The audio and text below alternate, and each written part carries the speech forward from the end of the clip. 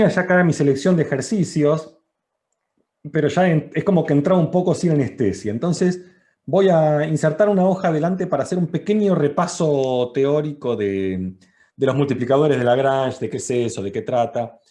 Eh, puede ser, les pido perdón a los que se vieron la teórica, porque por eso soy un poco repetitivo. Espero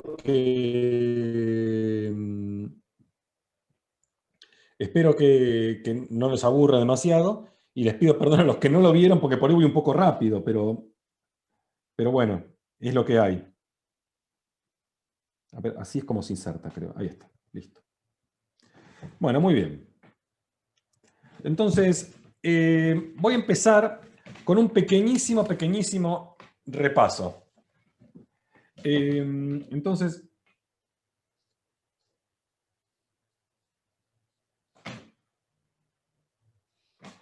el repaso de lo que tenemos hasta ahora es lo siguiente. Tenemos una función f definida de R2 en R. Y lo que sabemos es que si un punto x0 y 0 en R2 es un extremo, entonces el gradiente de f en el punto vale 0, 0. ¿Sí? Vale el vector 0, 0. Esto es... Como que feo me quedó eso, parece... Bueno. Esto es muy parecido a lo que uno hacía en análisis del CBC, uno deriva. La cosa es que acá, esto ya vimos en la clase pasada, que cuando uno tiene esto que antes era una ecuación en el CBC, que es que calcula la derivada igual a 0, ahora es un sistema. Esto es decir, que f sub x de x0 y 0 es igual a 0, y que f sub i de x0 y 0 es igual a 0. Entonces, cuando lo que uno hace para encontrar los extremos, hacer un estudio de función, uno busca los puntos críticos. Puntos críticos son el conjunto de todos los x0 y 0 de R2, tales que el gradiente de f en x0 y 0 es igual al 0, 0. O no existe la derivada, pero no voy a considerar esos casos por ahora. Vamos a suponer que todo es derivable. Entonces uno comienza buscando los puntos críticos, busco los puntos críticos, tengo que resolver este sistema de ecuaciones. El sistema de ecuaciones puede ser complicado. Entonces, pero bueno, si uno en los generales ejercicios que se pone se puede resolver, resuelven esto y tienen el conjunto de puntos críticos. Yo sé que todos los extremos van a estar en este conjunto de puntos críticos, pero algunos serán extremos, otros no, y tampoco sé determinar eso, y si es un extremo, ¿cómo sé si es un máximo o un mínimo? Entonces ahí lo que vimos, estuvimos trabajando en la clase pasada, es el criterio del Hessiano.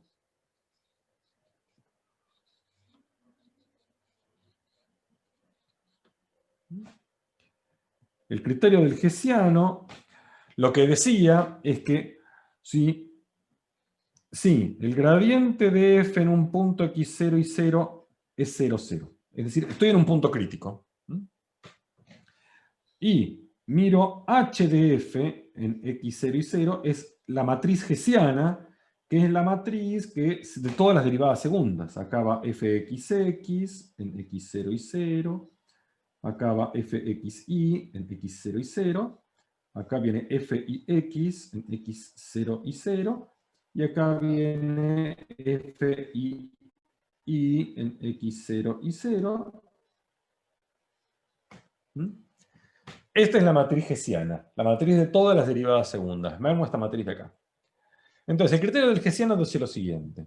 Dice, bueno, 1. Si el determinante del hessiano de f en x0 y 0, toma esta matriz, miro su determinante. Si el determinante me da negativo, entonces lo que pasa es que este punto crítico es un punto de ensilladura. x0 y 0 es un punto silla. Entonces, en este caso, si este determinante me da negativo, no es un extremo, era un punto de ensilladura. ¿Eso qué quiere decir ser un punto de silla? ¿Por qué se llama así? Quiere decir que si estás en esta situación, lo que está pasando es que si mirás el gráfico de la función f cerca del punto x0 y 0, el gráfico va a ser similar al de una silla de montar. ¿Se acuerdan de la famosa silla de montar? Que ya vimos, que ya está comprobado que yo no sé dibujar. Pero ese gráfico va a ser aproximadamente como ese gráfico de esta función f en ese punto, si se da esta situación. ¿Qué pasa ahora si el determinante es positivo?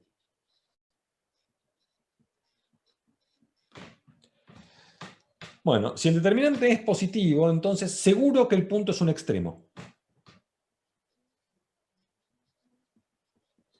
Es extremo local.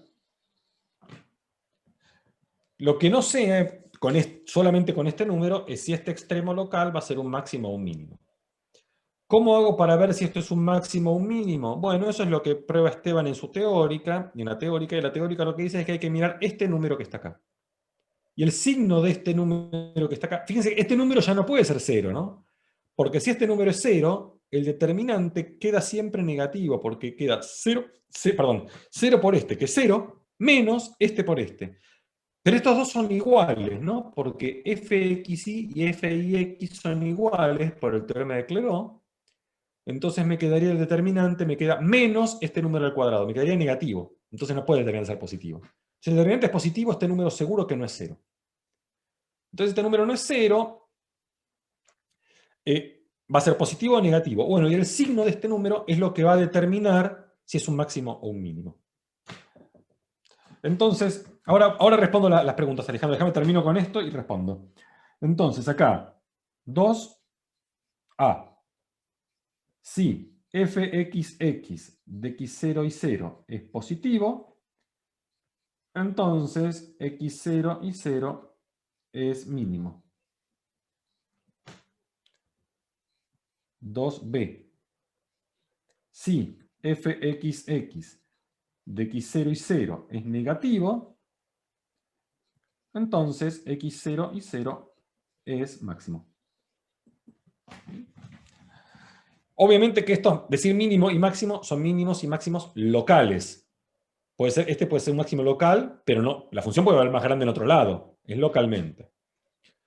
Y por último, el último caso que quedaría es qué pasa si el determinante tengo justo la leche de que el determinante de 0. Entonces, no sé nada. En ese caso, el criterio no decide. ¿Cómo hago para determinar si justo tengo un punto crítico y el determinante del hessiano da 0? ¿Cómo determino qué pasa con ese punto? Tengo que hacer algún otro tipo de cuenta, mirarlo de otra manera. Porque el criterio de la derivada segunda no me va a decir nada. Ahora respondo, a ver. Los profes del DM no sabemos dibujar, y sí, casi ninguno sabemos dibujar, somos unos quesos, Pablo, es así. Gracias al cielo inventaron GeoGebra. Alejandro, una consulta que te quedó, si el polinomio de Taylor de grado 2 entre x0 y 0... No entiendo la pregunta, Alejandro. La forma en que se demuestra este criterio del hessiano es justamente con el polinomio de Taylor.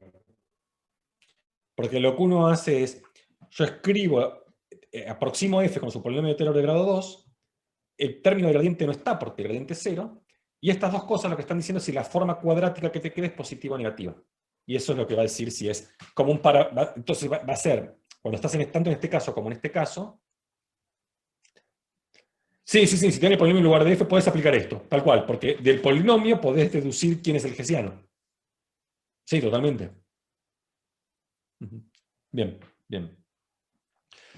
Bueno, con esto pueden hacer ustedes bastantes de los ejercicios de la guía. Se avanza bastante con la guía, donde es aplicar estudios de los extremos locales. Con esto estudian los extremos locales.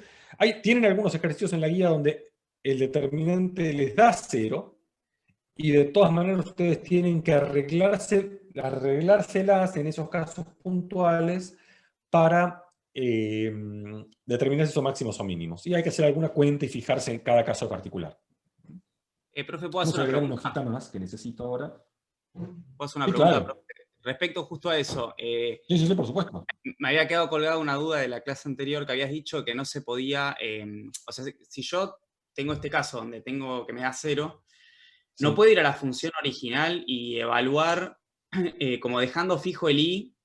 Por ejemplo, si quisiera ver qué pasa con la x, si está creciendo o decreciendo, y ver si es punto silla, máximo, mínimo, no puedo dejar fijo el i y mover el x y después viceversa, a ver cómo se comporta. ¿Se entiende lo que estoy diciendo? Sí. Haciendo eso te sirve mucho para determinar si no va a ser un máximo, por ejemplo. Si vos dejas fijo el i y movés el x y ves que, por ejemplo, haciendo eso es un mínimo, y al revés, dejas fijo el x, movés el y ves que haciendo eso es un máximo, entonces sabés que no puede ser ni un máximo ni un mínimo. Hay muchos argumentos que se pueden hacer, pero eso es ad hoc para cada ejemplo, no hay una técnica general. Claro, no, porque me quedó pendiente porque la otra Hay vez habías algunos dicho teoremas no, que me quedó pendiente no, porque vos habías dicho otra vez eso que usábamos antes cuando era una variable de fijarnos los intervalos, eran los truquitos que usábamos antes, de esta manera medio como sería claro. hacer algo Sí, parecido, medio trucado, ¿no? se puede hacer eso. También podés tomar direcciones, igual que hacemos para límites. Tomar, por ejemplo, la dirección, una recta que pase por el punto x0 y 0, y mirar qué pasa en esa recta. Hay un montón de trucos que se pueden hacer. A veces son cosas que factorizás y te das cuenta que es positivo todo porque es suma de cuadrados, entonces te das cuenta que es un mínimo. Hay un montón de trucos. Hay algunos resultados generales que uno puede aplicar, pero no quiero entrar en eso porque no es algo que más exploramos y el tiempo medio que apremia un poco. Pero en general estos son casos, los casos donde ocurre esto se llaman casos degenerados. La probabilidad de que ocurra esto en general es baja. En una función típica, esto no pasa. ¿Sí? Si vos agarrás una función al azar, no vas a encontrarte con esa situación. El caso genérico es el caso en que el determinante te da positivo o negativo. Que te dé 0 es mucha mala leche. Obvio, obvio, Alejandro. En un parcial vamos a buscar el ejemplo más retorcido que se nos ocurra para hacerlos pelota, eso está claro.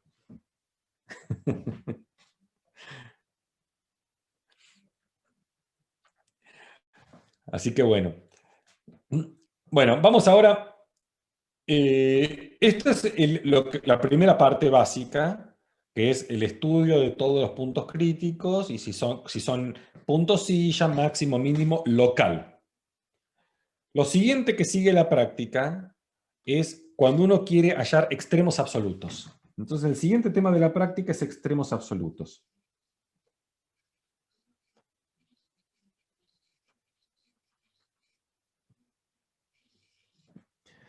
Entonces, en extremos absolutos, ¿qué es lo que uno hace? Uno elige D, una región del plano, o de R3, pero en principio del plano, que sea cerrada y acotada.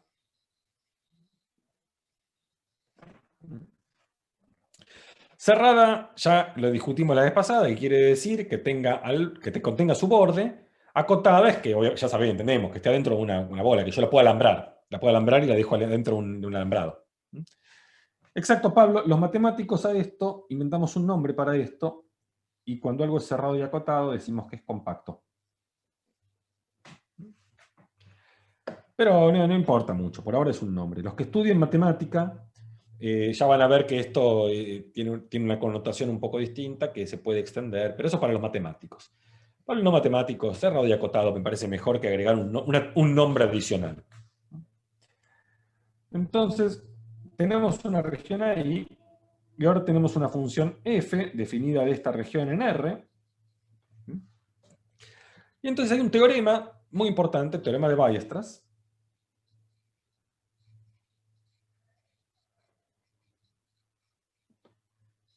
lo que dice es que si f está definida de D en R, continua, y D cerrado y acotado, entonces existe algún punto Pmin y Pmax en D, tal que f de Pmin es menor o igual que f de p, menor o igual que f de p max, para todo p en D. Es decir, hay un lugar donde alcanza su mínimo absoluto, este ya no es un mínimo local, es su mínimo absoluto. Y hay un p max donde alcanza su máximo absoluto. Entonces, el teorema, esto es importante porque en general una función, si no estoy en un conjunto que sea cerrado y acotado, una función puede no alcanzar un extremo absoluto o no. Y el problema de los ejercicios de la guía, en este sentido, van en, bueno, muy bien, tengo una función f, tengo una región D. Yo calculo que en la época de Weierstrass eran todas artesanales, las hacían ahí el cervecero del pueblo, ¿no?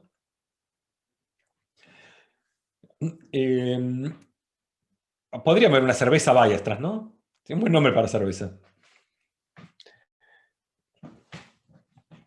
Entonces, los ejercicios de la guía a lo que apuntan es, bueno, si tengo una función f, me dan f y me dan la región de, ¿cómo encuentro Pmin y Pmax? ¿Cómo encuentro en dónde alcanza el mínimo y en dónde alcanza el máximo? Entonces, lo que uno ve es lo siguiente, en general, si yo tengo acá los ejes, acá tengo, este es mi R2, este es X, este es Y, y por acá tengo mi región D, vamos a dibujar la región D con algún colorcito. Este es D. Entonces, ¿cómo encuentro los extremos que están acá? Los puntos máximos y mínimos de la función. Bueno, uno ve que hay dos posibilidades. Esos extremos pueden ser puntos que estén en el interior de la región o pueden ser puntos que estén en la frontera de la región. Entonces, si el punto está en el interior de la región, lo que vamos a saber es que los puntos, si tenemos un extremo en el interior, el gradiente se tiene que anular. Ahora, si el punto está en el borde, no tiene por qué anularse el gradiente acá. El teorema de que el gradiente se anula en un máximo vale si el punto está en el interior. Si el punto está en el borde, no vale. Entonces lo que hacíamos era lo siguiente. La forma de tratar con estos. Uno hacía esta etapa. Primera etapa. Busco los puntos críticos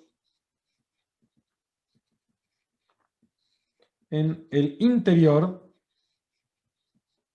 de la región D. Y lo segundo, estudio qué pasa en el borde de D. Y acá esto es lo que va a enganchar con lo que viene después, que es Lagrange, pero un poquito de paciencia. ¿Cómo hacíamos nosotros para estudiar lo que pasa en el borde de D? Tengo que agregar otra hojita más. Perdón por eso, pero bueno. Ahí está. ¿Cómo hacemos para estudiar lo que pasa en el borde de D? Ahí es lo que dice Pablo, que es parametrizar. Lo que buscamos nosotros es, busco una función R de t tal que R de t sea una parametrización de el borde de D. ¿Sí? Recuerden que este parece un poco raro porque este es el símbolo de la derivada parcial y es como que estoy derivando un conjunto. Bueno, pero es una notación que los matemáticos le damos a cuando queremos hablar del borde. Entonces voy a ponerlo acá. Esto quiere decir el borde de la región D. Y entonces, una vez que uno tiene esta parametrización, ya va, Pablo, lo estoy guardando para lo mejor. Una vez que uno tiene esta parametrización, lo que hace, dice, bueno, miro entonces f evaluado en R de t. Esta es una función de una sola variable. Y entonces, pero, ¿qué pasa? Donde esta función de una variable sea máximo, alcance el máximo, va a ser donde la función f alcance el máximo en el borde. y donde esta función phi alcanza el mínimo, con ese t, me fijo ese r de t, y ahí voy a encontrar donde esta función f alcanza el mínimo en el borde. Entonces luego, los máximos y mínimos de phi son los máximos y mínimos de f en el borde de D. Y esto es lo que hicimos la clase pasada. ¿Está bien? La clase pasada hicimos varios ejercicios donde primero hicimos algo con extremos libres, esta primera parte, y después hicimos de extremos absolutos en regiones donde tuvimos que parametrizar y encontrar los extremos y demás. Ahora, muchas veces lo que uno observa es que cuando trabaja con el borde de la región, por ejemplo, pensemos si mi región D, pensemos que D fuera un disco, por ejemplo, una elipse.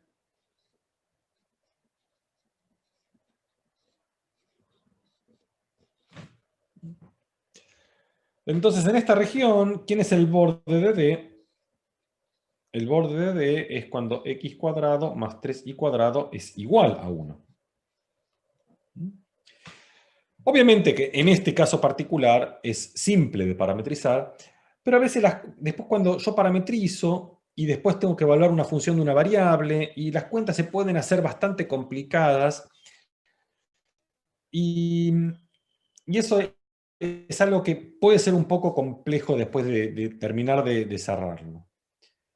Entonces acá lo que uno observa es que esta región D, esta región frontera de D, es una región que se puede describir de esta forma.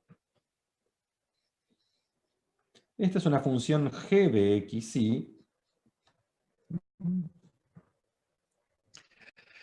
Entonces, muchas veces estas regiones que tenemos, estas fronteras de los conjuntos, vienen dadas como una curva de nivel de una función. ¿Sí? Entonces, estos conjuntos son curvas de niveles de funciones. Exacto, Esteban. Exacto.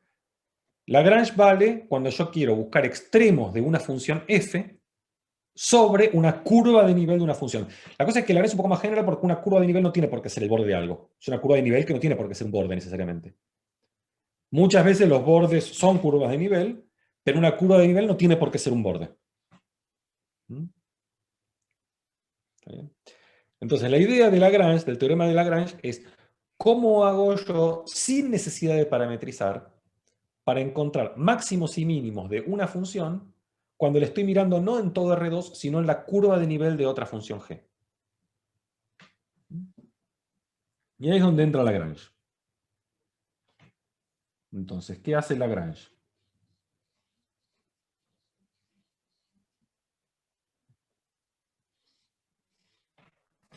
Este fue un muchacho importante. Entonces, Lagrange es, busco encontrar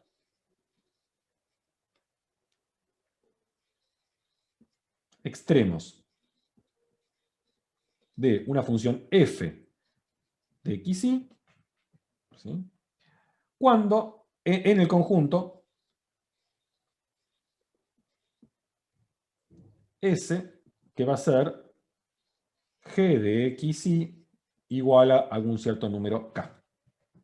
Vamos a insertar una última hoja de repaso.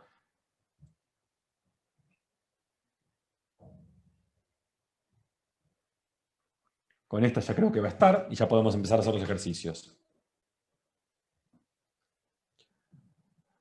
Sí, sí, puede ser, puede ser. No, le escribo a margen, ¿eh? Bueno, entonces, este es el objetivo. Ya nos olvidamos del interior, lo que estoy es restringiéndome, busco una función f, está definido sobre una curva de nivel de g. ¿Cómo hago para encontrar un extremo de f sobre esta curva de nivel? Bueno, Esteban lo explica muy bien por qué es así y demás. Yo no voy a meterme, voy a decirles directamente qué dice el teorema. Entonces, el teorema, ¿sí?, El teorema dice, sean f y g de clase C1. ¿Sí? Las dos, vamos a suponer que las dos son derivables. Y x0 y 0, un punto de S, S es donde g de xy es igual a k, tal que f de x0 y 0 es un, o digamos así, tal que x0 y 0 es un extremo local de f en S. Puede ser tanto un máximo como un mínimo. Entonces, lo que pide una hipótesis adicional que siempre hay que chequear, que no hay que olvidarse de chequear, es que lo que pedimos es que si esto es un extremo local, lo que necesitamos es que este punto sea un punto bueno para G. Un punto bueno para G en este contexto va a significar que el gradiente de G en x0 y 0 no sea 0, 0. Entonces, si el gradiente de G en x0 y 0 es distinto del 0, 0, entonces, y acá viene la condición, existe un número lambda en R. Este lambda es lo que llamamos el multiplicador.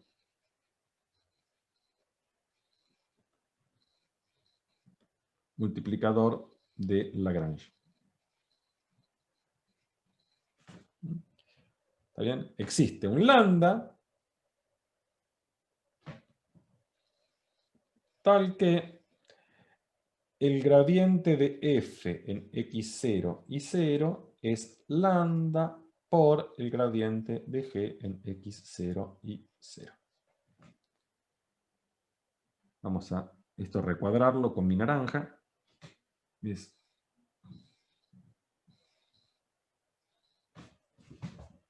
Bueno. Esto es lo que dice el teorema de los multiplicadores de Lagrange. El teorema del multiplicador de Lagrange, fíjense, lo que dice es lo siguiente. Si comparamos con el primer teorema de todos, acá. Si tenemos un extremo local de una función f, el gradiente se anula. Este es el primer teorema, el teorema básico, que me dice cómo encontrar los puntos críticos. En un extremo el gradiente se anula, entonces los puntos críticos van a ser todos aquellos puntos donde el gradiente se anula. Entonces, ahora esto tiene que ser una función definida en todo R2. Y buscamos los extremos, lo que se llaman extremos libres, sin restricciones. Ahora, ¿qué pasa con Lagrange? Lagrange cambia un poco el enfoque y dice, bueno, no estoy buscando un extremo de f en todo R2. Estoy buscando un extremo de f cuando me restringo a esta curva de nivel. Entonces, en este caso, un extremo de la función f no va a ser un punto donde el gradiente se anule. Porque eso pasaría en un extremo libre. Quizá en un extremo libre también y se anula ahí el gradiente, pero en general no tiene por qué suceder.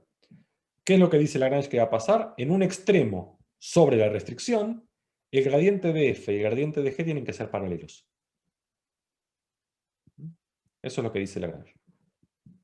Si yo restringo f a la curva de nivel de g, en un máximo f tiene que tener el gradiente paralelo al gradiente de g. Este es el teorema de Lagrange y este es el teorema que tenemos que aprender a usar. Preguntas hasta acá.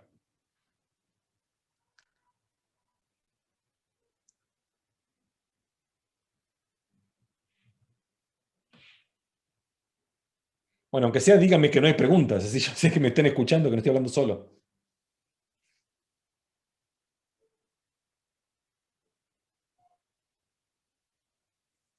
¿Estamos bien? Bueno. Vamos ahora a los bifes. ¿Está bien? Entonces vamos ahora a los bifes, al ejercicio. ¿Está bien? ¿Cómo aplicamos el teorema de Lagrange? Entonces acá tenemos este enunciado que está acá, es el enunciado para después tenemos otro ejercicio por acá adelante que tiene el mismo enunciado. El enunciado dice, utilizando multiplicadores de Lagrange, encuentre los valores máximo y mínimo de la función, esta función f, sujeta a la restricción. Entonces, tengo esta función de dos variables, y que, fíjense, esta es la silla de montar, y tenemos que hallar cuál es el máximo y mínimo de esto cuando x e y no pueden valer cualquier valor, sino que x e y están en esta curva de nivel. ¿Esta curva de nivel qué figura geométrica es?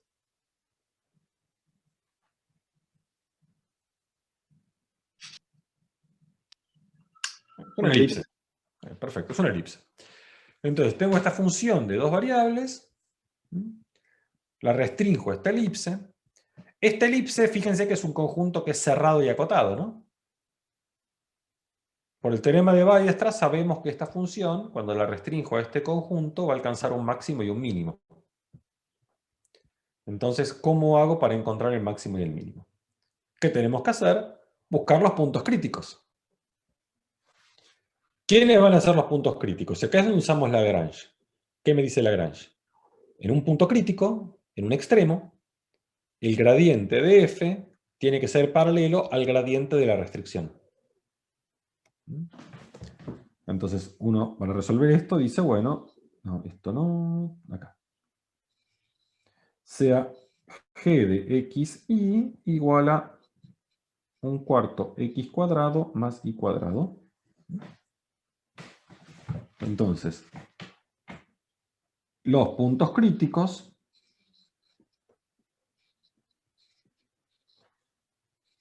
son los xy, que están en S. S va a ser g de xy igual a 1, tales que gradiente de f en xy sea un múltiplo del gradiente de g en xy.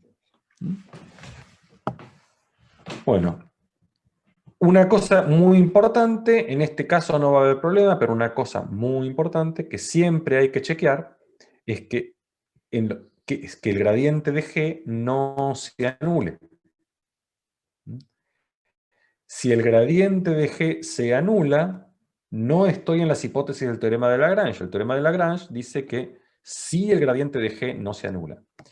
Entonces, ¿uno qué es lo que hace? Dice, bueno, los puntos donde el gradiente de g sí se anula, esos los voy a tomar también como mis puntos críticos. Porque ahí, si el gradiente de g se anula, el teorema de Lagrange no dice nada. Bueno, entonces yo planteo esta ecuación. Cuando planteo esta ecuación, digo, bueno, muy bien. ¿Cuánto va el gradiente de f? Calculamos fx. Fx es menos 2x.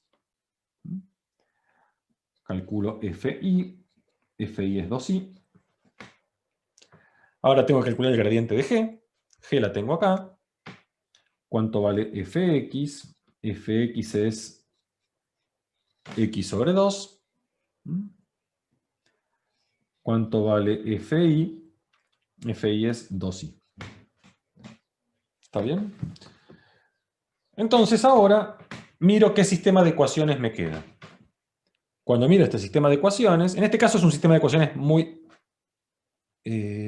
FI, G es acá, perdón, ¿eh? Nadie me dice nada, ¿me están entendiendo? Sí, justo le iba a decir igual. Ah, este era bien, este era F. Este era G.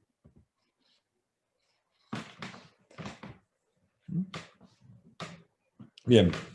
Bueno, en este sistema de ecuaciones que me queda es muy simple, porque el sistema de ecuaciones que uno tiene que plantear es f sub x igual a lambda gx y f sub y igual a lambda gi. Una observación que es importante hacer, cuando uno escribe este sistema de ecuaciones, ¿cuántas ecuaciones hay?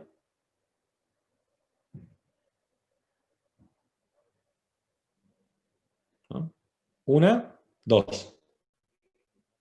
Dos. ¿Cuántas incógnitas hay? Tres. X, y lambda. Claro, exacto, Pablo. Dos ecuaciones con tres incógnitas está mal planteado. Necesito una incógnita más. Una ecuación más. Entonces, si hay que agregar, no hay que olvidarse de la ecuación que es g igual 1. Este es el sistema de ecuaciones completo que uno tiene que plantear. Entonces ahora va a tener tres ecuaciones y tiene tres incógnitas, x, y lambda. Entonces yo escribo esto acá, ¿qué me queda? Me queda fx menos 2x igual a lambda por gx. Fi 2i igual a lambda por 2i. ¿Sí? Y la última ecuación, que es que un cuarto de x cuadrado más y cuadrado tiene que ser igual a 1.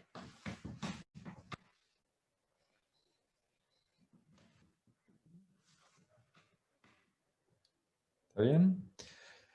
Entonces tengo tres ecuaciones, tres incógnitas. Tengo que resolver este sistema.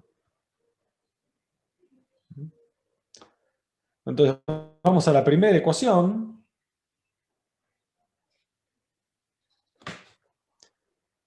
Esta primera ecuación, ¿qué me dice esta ecuación?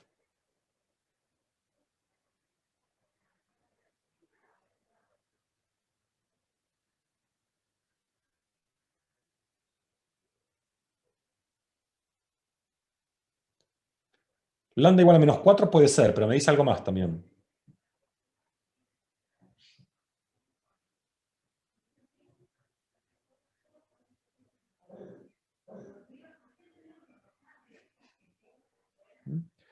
De acá, por ejemplo, una forma de escribir esto es escribir así.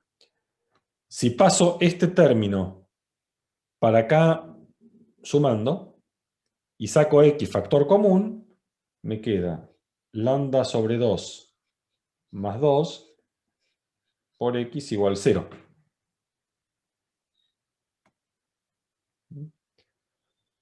¿Y de esto qué deduzco? Deduzco que entonces x es igual a 0 o lambda es menos 4.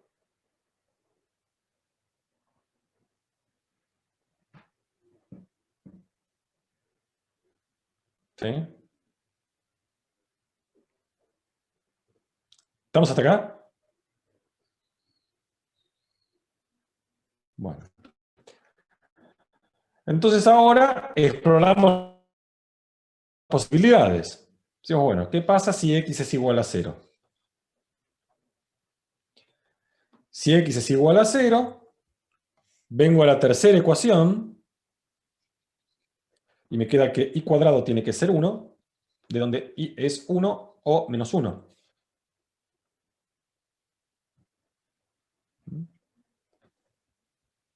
Con este valor de y, voy a la segunda ecuación. Y de acá, de la segunda ecuación, deduzco que lambda es 1.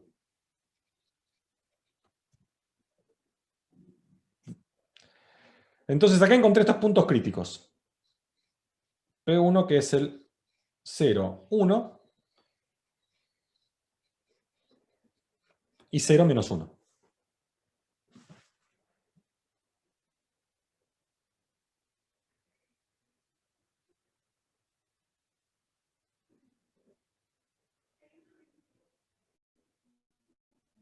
¿Está bien?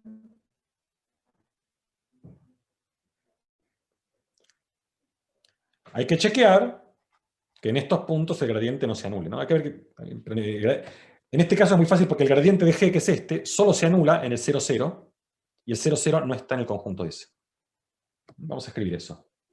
Vamos a agregar una hoja más acá.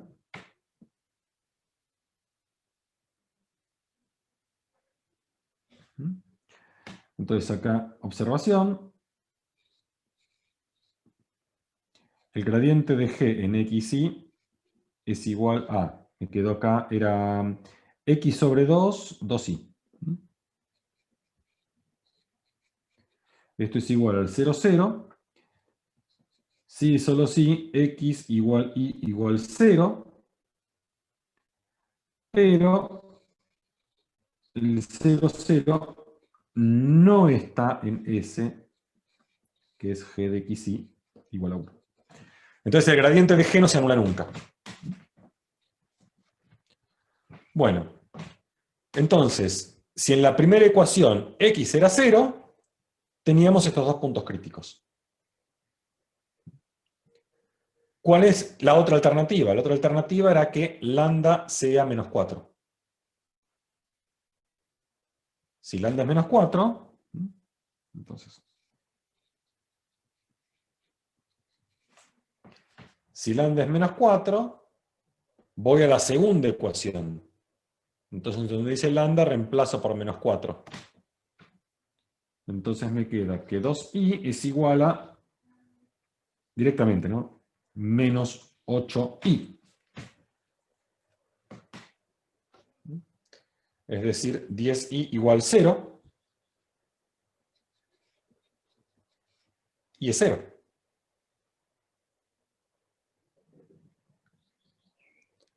No, Sofi, no es incompatible. Fíjate que seguimos resolviendo.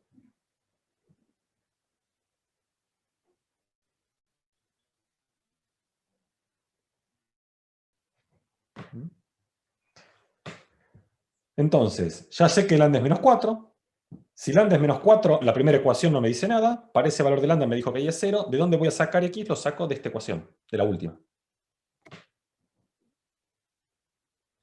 Bueno, entonces tengo que 1/4 por x cuadrado tiene que ser 1,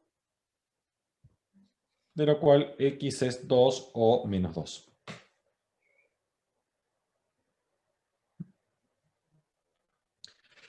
Entonces obtuve estos otros dos puntos críticos. El P3 va a ser el 2, 0, y el P4 va a ser el menos 2, 0.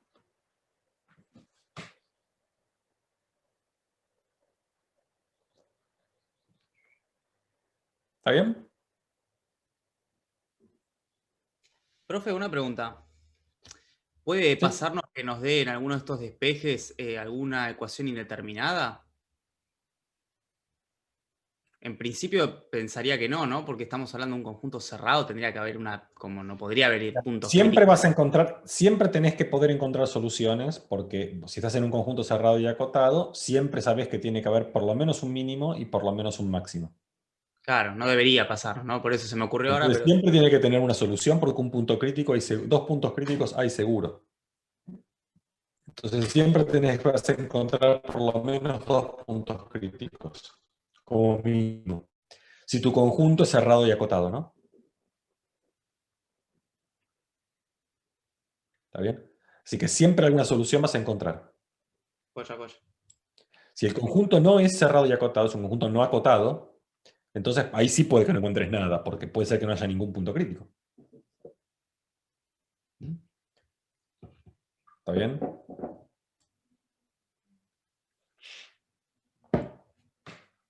¿Se entendió eso? Sí, joya. Bueno, entonces todo nuestro desarrollo, nuestra resolución de Lagrange, lo que nos arrojó son 4 puntos críticos. El 0, 1, 0, menos 1, 2, 0 y menos 2, 0. ¿Cómo sabemos cuál es el máximo y cuál es el mínimo?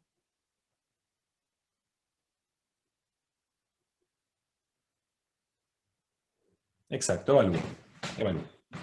Una cosa que siempre me suelen preguntar es si hay algún tipo de criterio, tipo derivada segunda, para Lagrange. ¿No?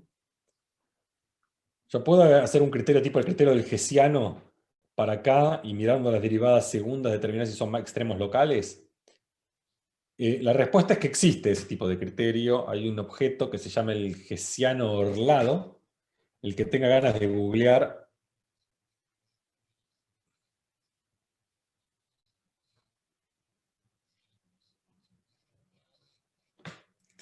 El que tiene ganas de googlear puede buscarlo y ahí es un tipo de criterio del Hessiano para los extremos que te da Lagrange. ¿Cómo determino si esos extremos son máximos o mínimos locales? Bueno, es una especie de derivada segunda, es una matriz que te armás Es una fórmula bastante complicada, pero se hace y da un criterio. Hay un criterio, finalmente, de un teorema, que es el criterio del Hessiano-Orlado, que te dice, bueno, vos calculás estas cosas y depende de los signos de estas cosas, podés determinar si el punto va a ser un máximo o un mínimo. Ese es un tipo de criterio con derivadas segundas. Pero bueno, nosotros no lo vamos a ver en el curso. En el curso nos vamos a hacer lo que me están sugiriendo por ahí. Como yo sé que esta función en este conjunto es cerrado y acotado, sé que seguro alcanza un máximo y un mínimo, y lo que me piden es hallar máximo y mínimo absoluto. Entonces, entre estos cuatro puntos, por lo menos uno es el mínimo y por lo menos otro es el máximo. Entonces, para saber cuál es el mínimo, cuál es el máximo, lo que hacemos es evaluar f en estos puntos. Entonces, evalúo f en P1, P2, P3 y P4. Entonces tengo f de 1, 0, f de menos 1, 0, f de... no, al revés, ¿no? De 0, 1, 0 menos 1, 2, 0, menos 2, 0. ¿Cómo era la fórmula de f? F era y cuadrado menos x cuadrado. Y cuadrado menos x cuadrado. Entonces acá me queda 1, acá me queda 1, menos x cuadrado, acá me quedó menos 4, y acá me queda menos 4. Bueno, ¿qué concluimos?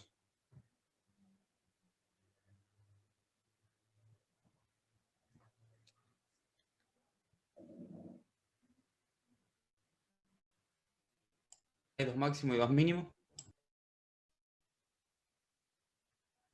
Bien. P1 y P2 son máximos. P3 y P4 son mínimos. ¿Está bien? Entonces, luego, F alcanza su máximo en S en los puntos 0, 1 y 0 menos 1, y alcanza su mínimo en S en los puntos 2, 0, menos 2, 0.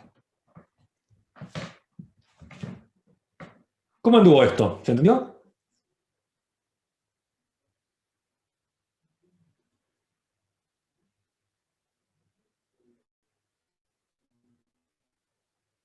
Excelente. Excelente.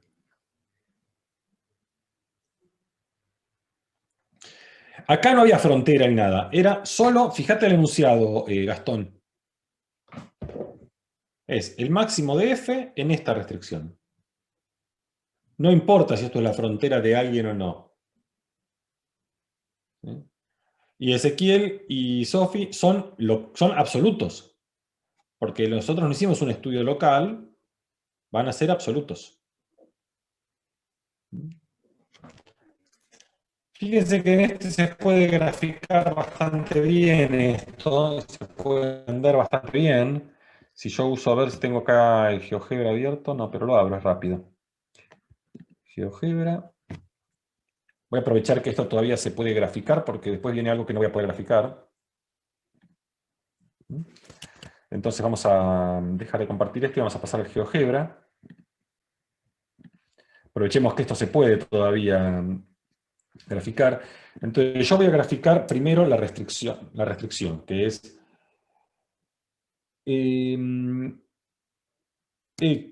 como es 1/4 por x al cuadrado más y al cuadrado igual a 1. Z igual 0. No me hace caso. ¿Cómo hago para hacer z igual 0? Yo quiero hacer... No, tengo que hacer otra cosa. Tengo que hacer la curva, porque si no... ¿Alguien sabe cómo poner el z igual 0 directamente? Que me dibuje la curva abajo en el piso.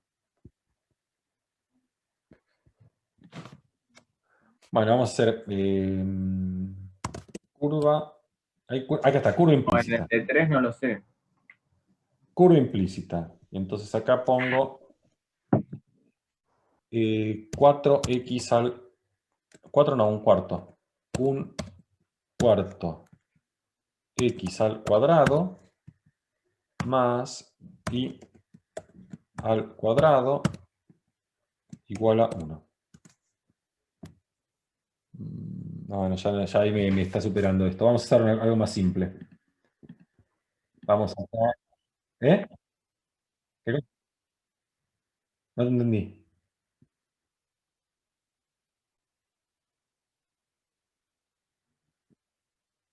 Ah,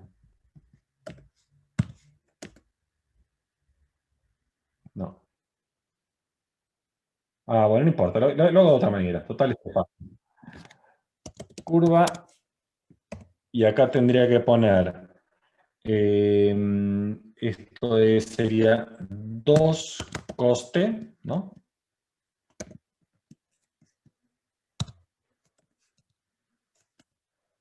Cente 0. Cente 0. Ay, ¿qué hice? Puta madre.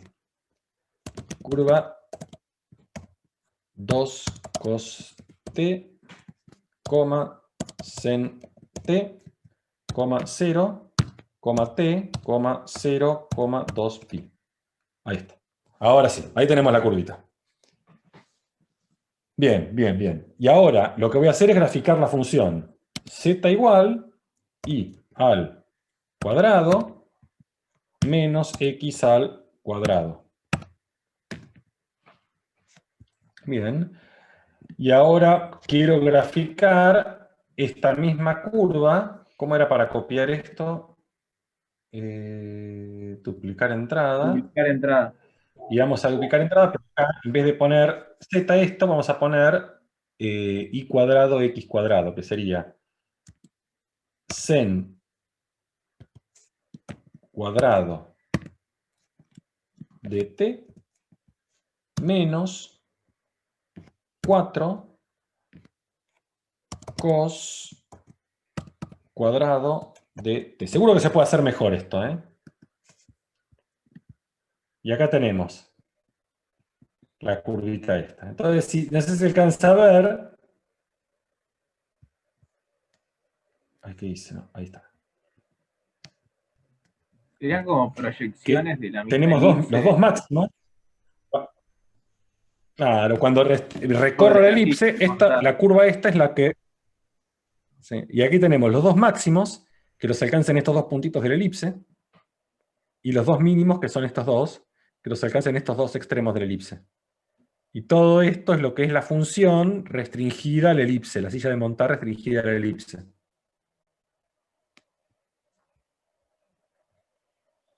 ¿Se alcanza a apreciar?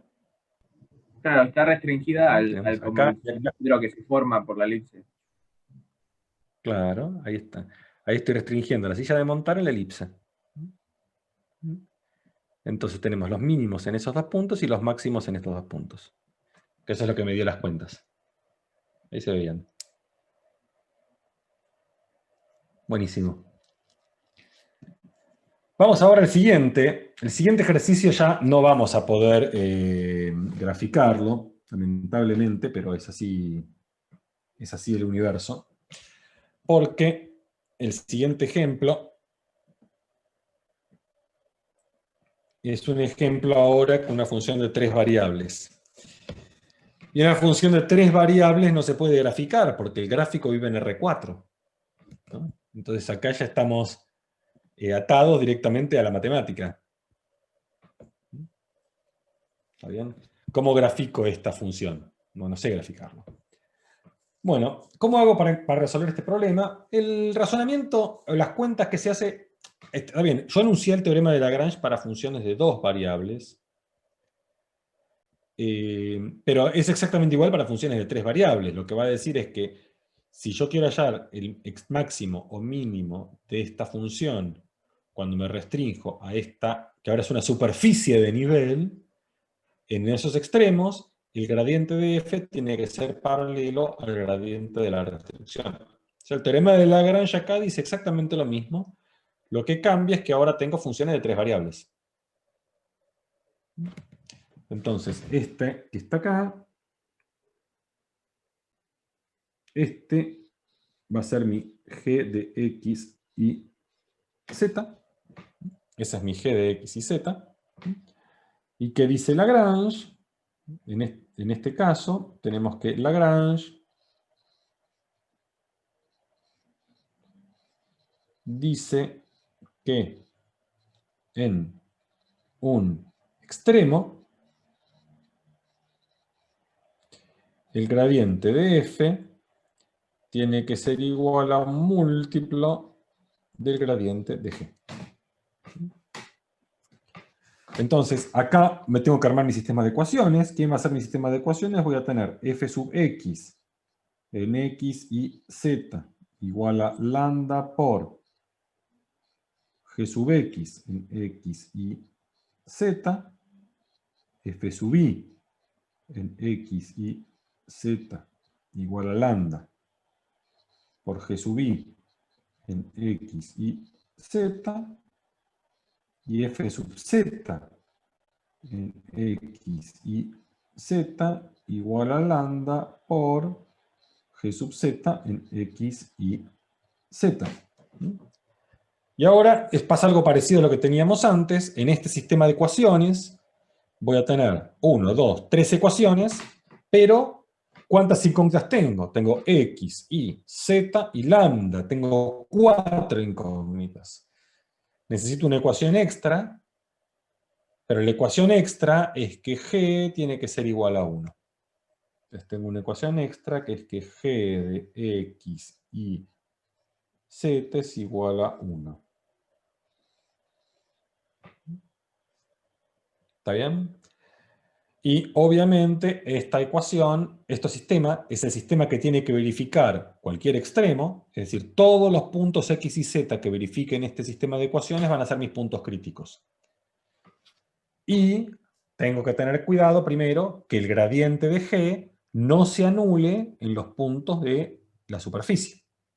Si el gradiente de g se anula en un punto de la superficie, ese punto tengo que incorporarlo como un posible punto crítico. Entonces uno primero hace esa cuenta.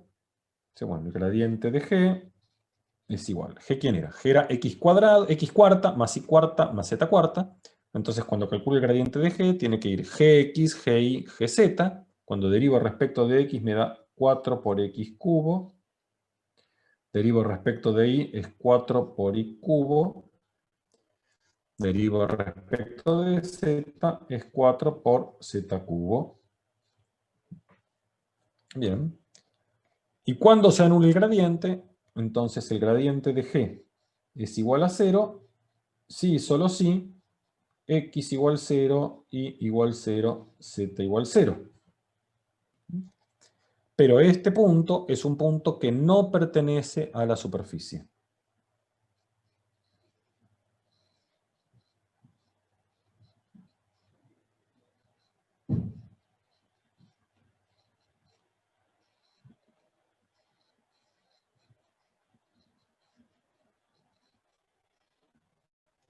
Bien. Entonces, acá se va a cumplir las hipótesis de Lagrange sin problema. Entonces tengo que armarme este sistema de ecuaciones y tratar de resolverlo. Obviamente yo elegí ejemplos donde las cuentas sean sencillas. En la práctica, me los voy a mentir, van a tener ejemplos donde las cuentas van a ser un poco más sofisticadas. Nada muy tremendo, pero sí sofisticadas. Bueno, calculemos el gradiente de f. ¿F quién es? F es x cuadrado más y cuadrado más z cuadrado. Bueno, entonces el gradiente es 2x, 2y, 2z. Si este punto está en la superficie, Matías, este punto lo tendrías que considerar como un posible punto crítico. Lo tenés que incorporar. Bueno, entonces ahora escribo mi sistema. Fx igual a lambda gx, fi igual a lambda GI, Fz igual a lambda Gz y G igual a 1. ¿Cómo sería mi sistema de ecuaciones? 2x, que es Fx, igual a lambda por Gx. Gx es 4x cubo. 2i igual a lambda por 4i cubo. 2z igual a lambda por 4z cubo. Y x cuarta más y cuarta más z cuarta igual a 1. Y este es mi nuevo sistema de ecuaciones.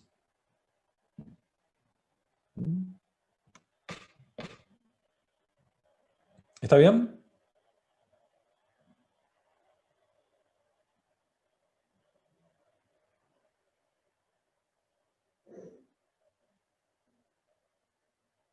¿Está bien para todos? Entonces, vamos a atacar esto con cuidado. Esto hay que hacerlo con delicadeza.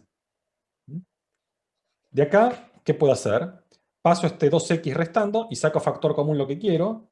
Y me queda que es que 2x, pongamos así, 2 lambda x por 2x cuadrado menos 1 igual a 0.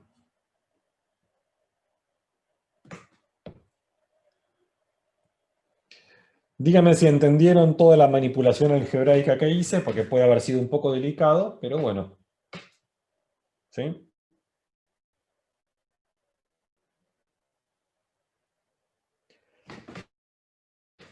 Bueno, todas las ecuaciones son similares, entonces voy a hacer la misma cuenta en todos lados. De acá voy a sacar que 2 lambda i por 2i cuadrado menos 1 igual a 0. Y de acá saco que 2 lambda z por 2z cuadrado menos 1 tiene que ser igual a 0. Entonces, ¿qué tenemos? Una posibilidad es que lambda sea 0.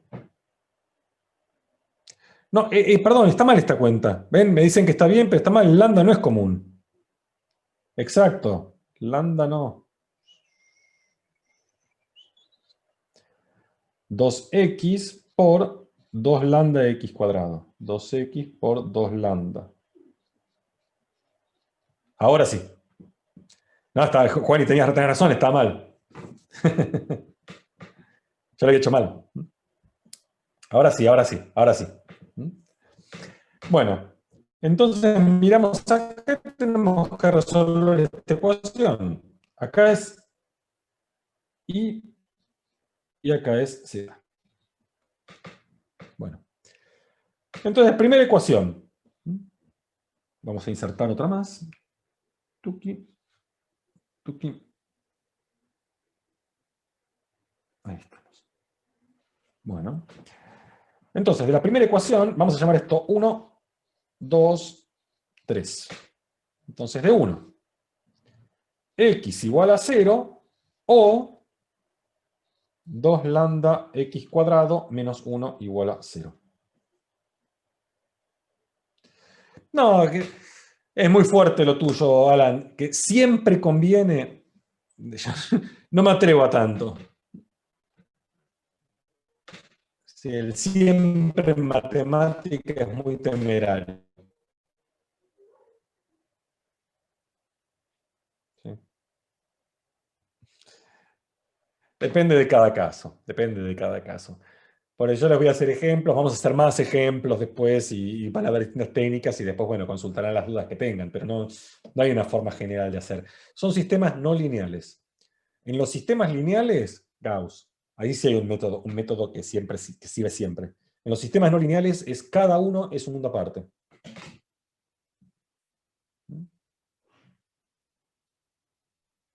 ¿Está bien?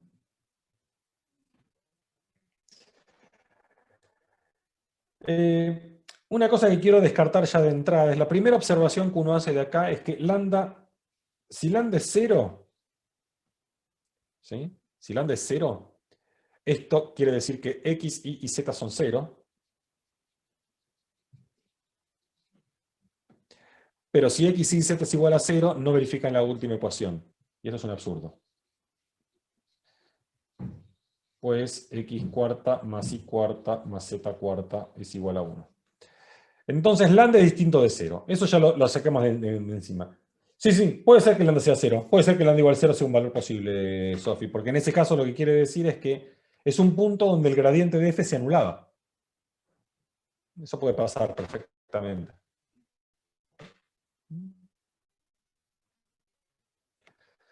Bueno, como lambda no es 0, entonces tenemos que lambda no puede ser 0.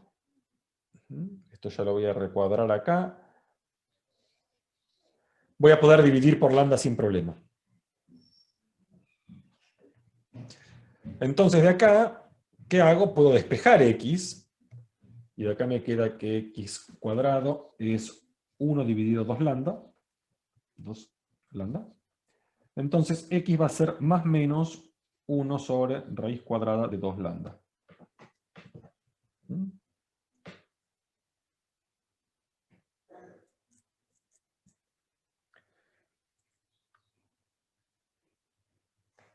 Fíjense que las ecuaciones para y y para z son exactamente las ecuaciones para x.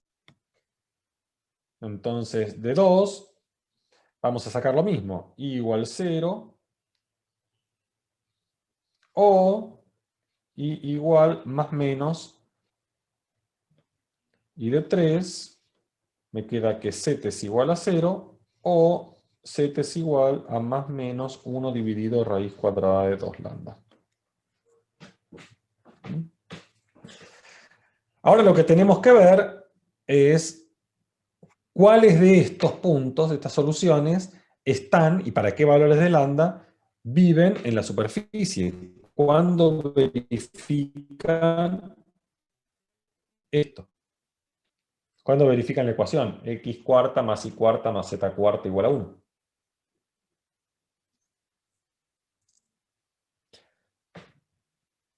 Muy bien, vamos a ver. Entonces, 0, 0, 0 está descartado. No puedo elegir 0, 0, 0. ¿Está bien? Entonces, 0, 0, 0 no está en ese. Este se descarta. Ahora vamos a hacer, por ejemplo, 0, 0, 1 sobre la raíz de 2 lambda. Si miramos el 0, 0, 1 dividido raíz de 2 lambda,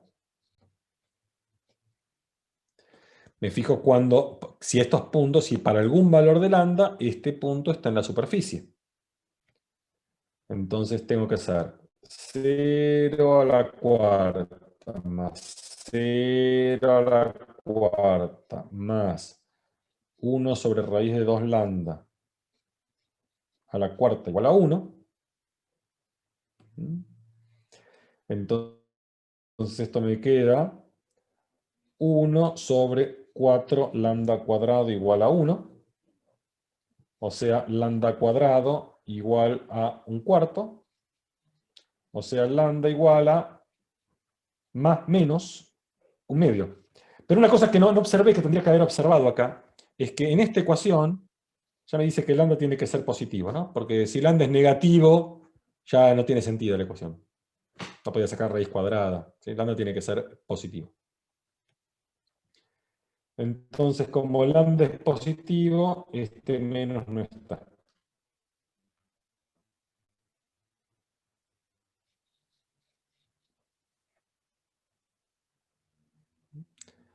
Entonces, si lambda es un medio, fíjense, si lambda es un medio, 2 por un medio es 1, raíz de 1 es 1, entonces encontramos un primer punto P1, que es el 0, 0, 1.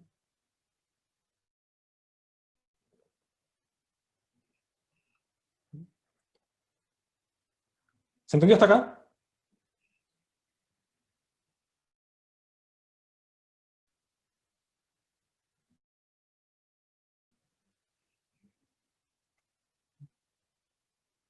Bien. Sí, seguro, Sofi, se puede resolver de muchas formas distintas. Casi todos los sistemas no lineales hay muchas formas de resolverlo, cuando se pueden resolver, ¿no? Fíjense que si hubiera puesto acá el menos, ¿qué cambiaba en toda esta cuenta? Acá tenía un menos, pero todo el resto era igual. Entonces acá me da automáticamente un P2, que es el 0, 0, menos 1. En este ejercicio va a haber un montón de puntos críticos. Un montón.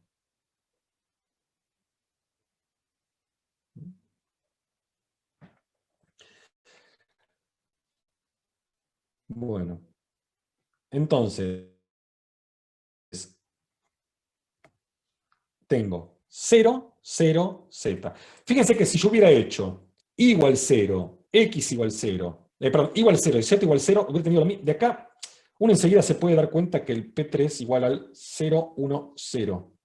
P4 igual a 0, menos 1, 0. P5 igual a 1, 0, 0. Y P6 igual a menos 1, 0, 0. Todos estos son puntos críticos.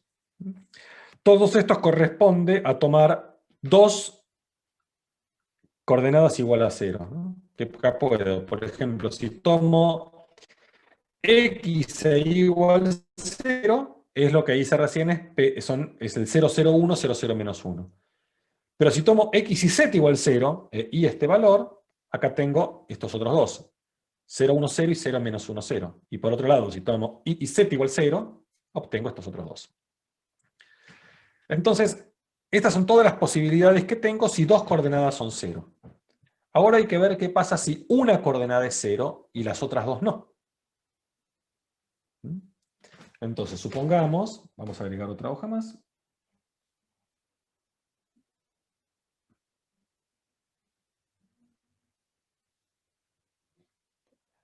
Entonces, supongamos ahora que x es igual a 0, pero que y es más menos 1 sobre raíz cuadrada de 2 lambda, y z es más menos 1 sobre raíz cuadrada de 2 lambda. Entonces, me fijo cuáles están, exacto, hay un montón acá. ¿Cuáles están en la superficie? Yo hago entonces 0 a la cuarta, más menos 1 sobre raíz cuadrada de 2 lambda a la cuarta, más menos 1 sobre raíz cuadrada de 2 lambda a la cuarta igual a 1. Y acá me quedó, esto es igual que antes, 1 sobre 4 lambda cuadrado, y esto es lo mismo. Entonces me queda 2 veces dividido 4 lambda cuadrado igual a 1.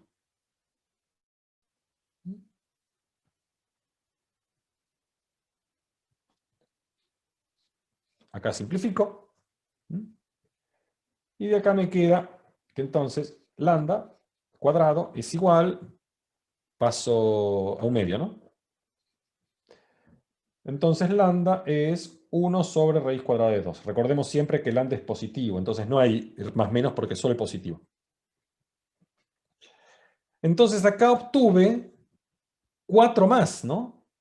¿Por cuál iba? Por el P6. Bueno, ¿quién va a ser mi P7? Va a ser x igual 0,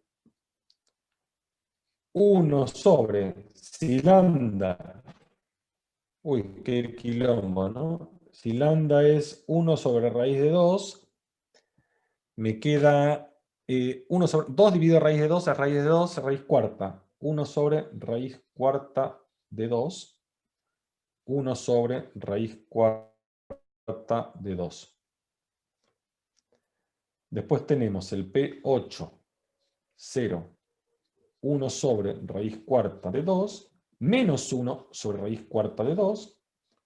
Después tenemos el P9, 0, menos 1 sobre raíz cuarta de 2, 1 sobre raíz cuarta de 2, y el P10 igual a 0, menos 1 sobre raíz cuarta de 2, menos 1 sobre raíz cuarta de 2.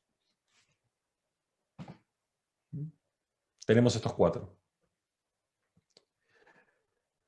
Nos faltan 8 más todavía, que son 4 es cuando 0 va en la coordenada y x e y z no son 0. Y después cuando 0 está en la coordenada z y x e y no son 0. Entonces vamos a tener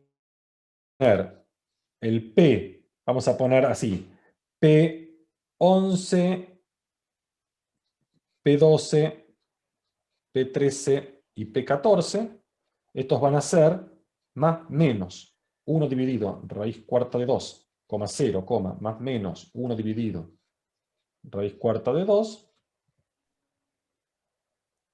Sí, hay una forma rápida de ver todos estos puntos, no te preocupes, Damián.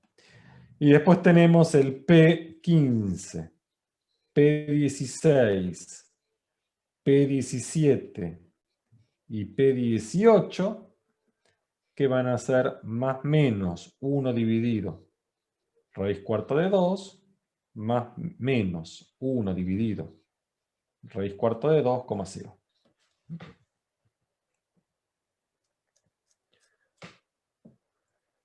Y nos está faltando una cosa más, que es cuando ninguno se anule.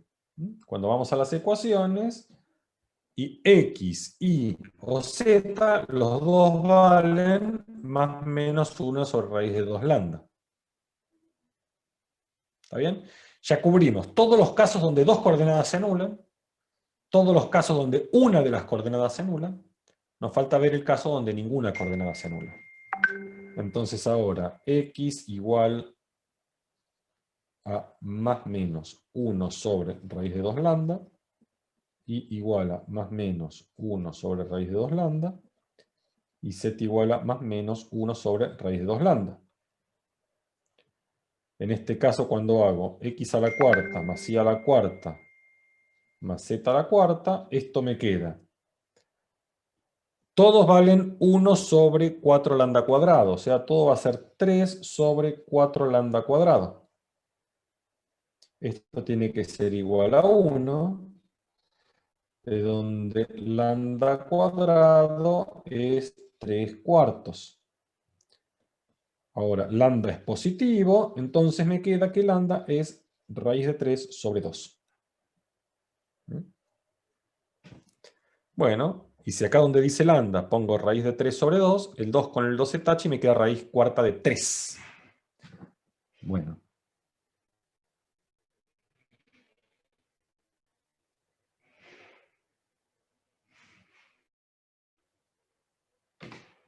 Entonces me quedó... ¿Cuántos puntos me quedaron? Me quedaron más menos 1 sobre raíz cuarta de 3, más menos 1 sobre raíz cuarta de 3, más menos 1 sobre raíz cuarta de 3. Puede ser raíz. ¿Cuántos son estos? Puede ser ¿Qué raíz cosa, cuadrada. Connie? Perdón. Yo creo que es raíz cuarta, ¿no? Porque es raíz cuadrada de 2 por lambda. Que esto es raíz cuadrada de 2 por raíz cuadrada de 3 sobre 2. Y esto es raíz cuarta de 3. ¿No? Queda en raíz cuarta porque fíjate que es cuando, justo cuando tenés, si le vas a la cuarta, esto, te queda 3, un tercio más un tercio más un tercio, que es 1. Es justo el raíz cuarta porque la superficie está con x a la cuarta.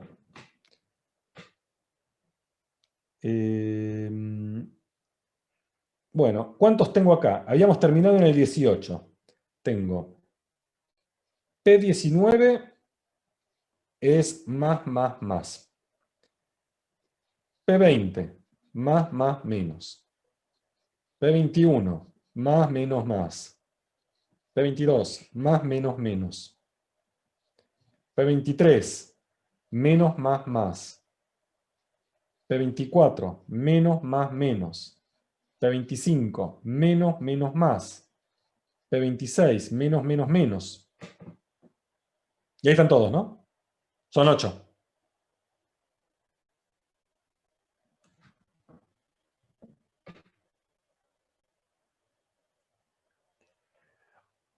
A que nunca se imaginaron que iban a encontrarse con un ejercicio con 26 puntos críticos.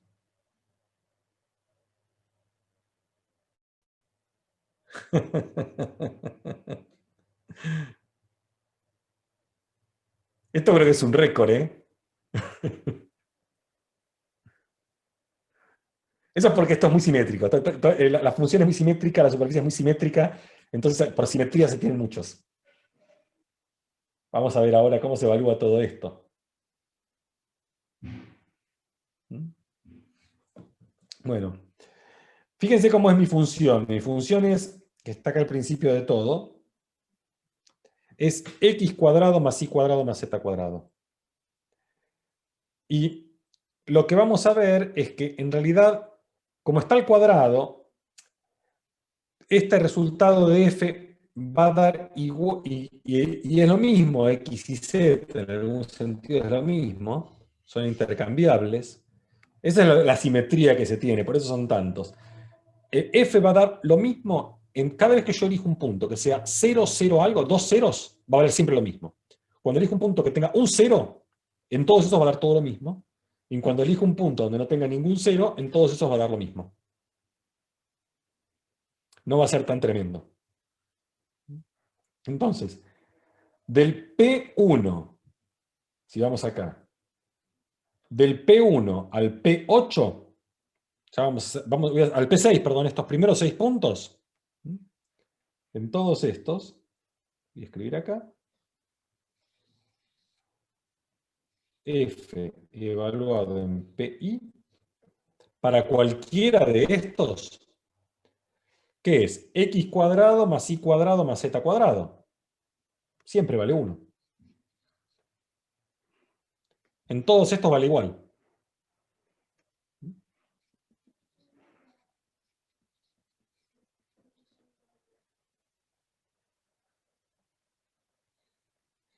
¿Está bien?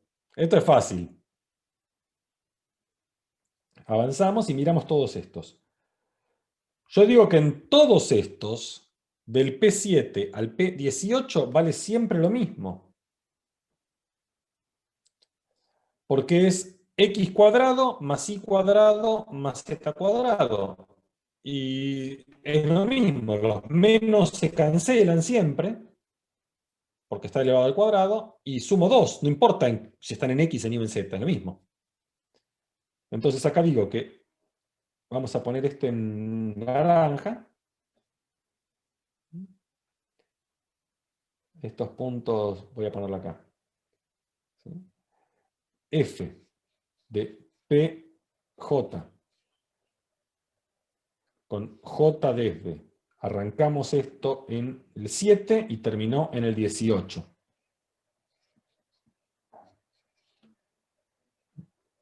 Esto es igual a esta al cuadrado más esta al cuadrado. ¿Qué es al cuadrado? Es 1 sobre 4 al cuadrado es 8, 8 por 2, 16. Esto me da 1 sobre 16 más 1 sobre 16. No, 16 no, ¿qué dije? 4 al cuadrado es 16, 16 por 2 es 32, perdón, 32.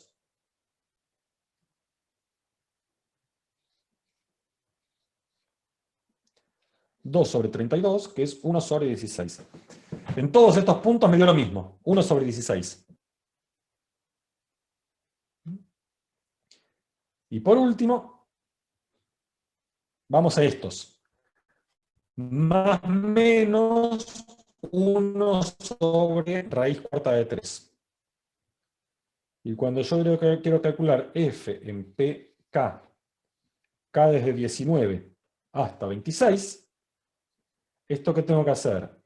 Este al cuadrado, más este al cuadrado, más este al cuadrado. Los más menos se tachan todos. Y me queda 3 veces dividido raíz cuarta de 3 al cuadrado, que es 3 dividido raíz cuadrada de 3, que es raíz cuadrada de 3.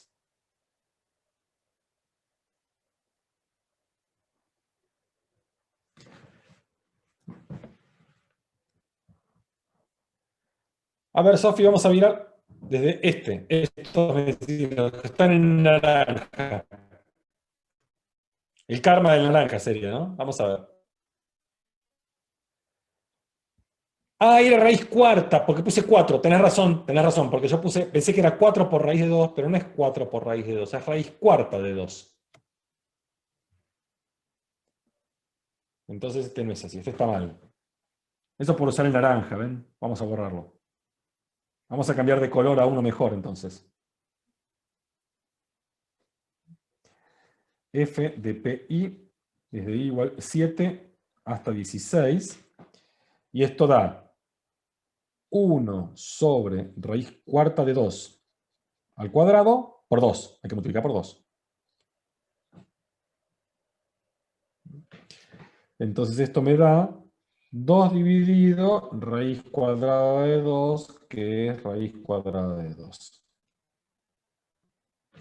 ¿Ahora sí?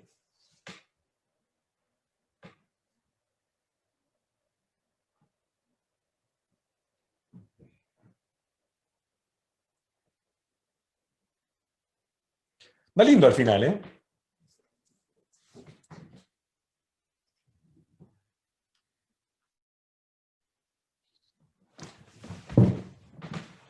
Exacto. Entonces, esto que son un montón de puntos, esto ocurre, les digo, ¿por qué ocurre? Le ocurre porque esta función que tenemos acá es una función extremadamente simétrica. Fíjense que intercambiar xy da lo mismo, intercambiar z con x, z con y. Y lo mismo en la superficie. Entonces, si tienen un punto crítico que es x0 y 0z0, y como también está todo al cuadrado, no importa el signo. Entonces, lo que uno podría ver es que si tengo un x0 y 0z0 punto crítico, entonces automáticamente si yo hago más menos x0 más menos y0 más menos z0 también es punto crítico. Y si yo intercambio coordenadas de lugar también es punto crítico. La simetría que hay una cantidad de simetrías tremendas que hace que los puntos críticos exploten. No es normal, no es lo que pasa siempre. Pasa cuando la función que obtienen es muy, muy simétrica. Si yo acá hubiera puesto un 2 y cuadrado, ya rompo esa simetría y hay un montón de puntos críticos que se eliminan. Esto es justo porque esto es súper simétrico. De hecho, profe, creo que el de la teórica, Bueno, creo entonces, que da 2 puntos críticos nomás, con 3 variables. Me claro, parece, creo recordar. por Que eso, está depende de la función que uno elija. Sí. Bueno, entonces, conclusión. ¿Dónde está el máximo y dónde está el mínimo?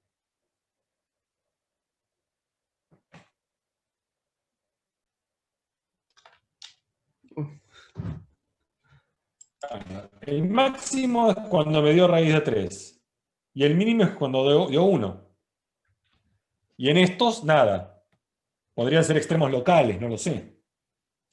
Entonces la conclusión es que f alcanza su máximo sobre S en P19 hasta el P26. Y su mínimo en P1 hasta el P8 era, ¿no?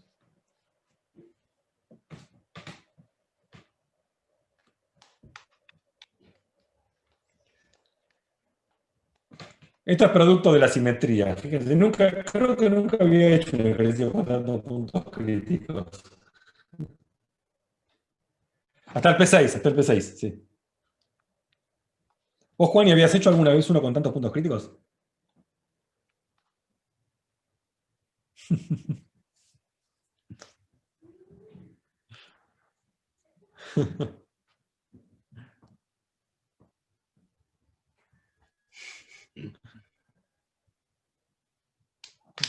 Muy bueno.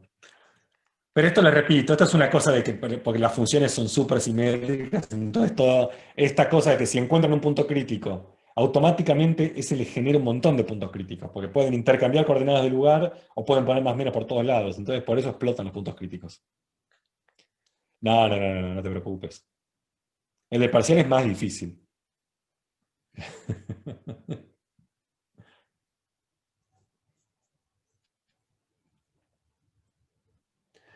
Bueno, tengo un ejercicio más preparado, pero no.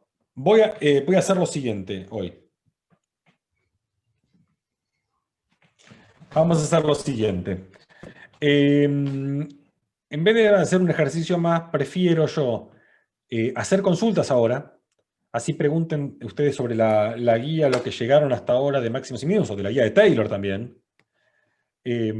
Y la clase que viene, vamos a empezar redondeando la práctica 6. Entonces, hago un ejercicio más de Lagrange. Quizás hacemos uno con 2 restricciones también, que no hice hoy. y terminamos de consultar las dudas y arrancamos con las 7. ¿Está bien? Entonces tomamos un ratito ahora para hacer consultas. Bueno, voy a hacer la división en 2 grupitos. Uno va con Juani, otro se queda conmigo, y hacemos dudas y consultas de la práctica 6, o de lo que quieran, ¿no? Si quieren práctica 5, está bien también. Bueno, vamos a hacer la división esta en 2 sesiones.